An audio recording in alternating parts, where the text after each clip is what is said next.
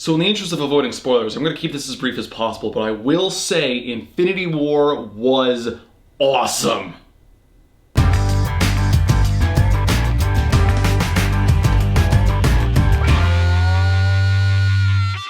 So in what they're calling the most ambitious crossover event in history is, I think, definitely living up to the hype. Everything works so well in this movie. You got your usual jokes for Marvel movies, and those play out so well as the characters banter back and forth.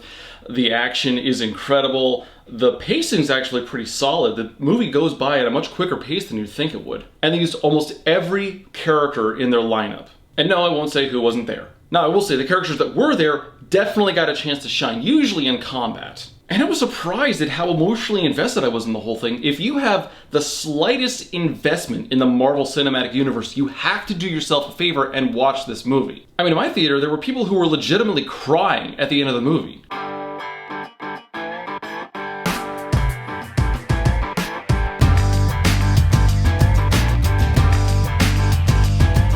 But really, there's very little I can say that you haven't heard before or that won't risk spoilers. The one thing I can talk about is the introduction of the new villain, Thanos. Now, of course, we've seen Thanos in previous movies, and we've gotten a basic idea of what he's up to, what he's like, and so on and so forth, but we haven't gotten a very firm grasp on his character. Well, in brilliant Marvel form, they managed, in very little space, mind you, very little time, they managed to bring about his basic backstory and his goals, and they wrote him in such a way, his dialogue, his interactions with the other characters, you get such a firm understanding of what he's after. It's absolutely brilliant writing. He could have easily been this overbearing, megalomaniacal psychopath, like I've seen him presented as in so many other sources.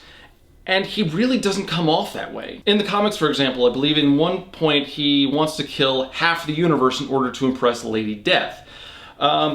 He has a different motivation in this one. It's much more passionate than that. He's not doing this to take over or to be evil or because he's some classic comic book villain. Fuck you, Batman! It's just obvious that he honestly believes that he's doing the right thing, even if what he's doing is decidedly a bad thing for us. But in the interest of enjoying the writing properly, I'm not actually going to tell entirely what he's going for. I'm sure someone out there will spoil it for you. I am trying to keep this as spoiler-free as possible. And with that in mind, I'm probably going to close it up early here. Sorry for the short review and for my typical Marvel fanboying. But let's be honest, most of you have already seen this movie already. And those of you who haven't seen it, do yourself a favor and go watch it as soon as possible. I don't know if you need to see it on a big IMAX screen to fully enjoy it, but just watch it while it's still in theaters, while it's still fresh. This is going to be a really hard movie for Marvel to top. Oh, and if anyone's interested, there is one post-credit scene. Make sure you stick around for that. It's a good one.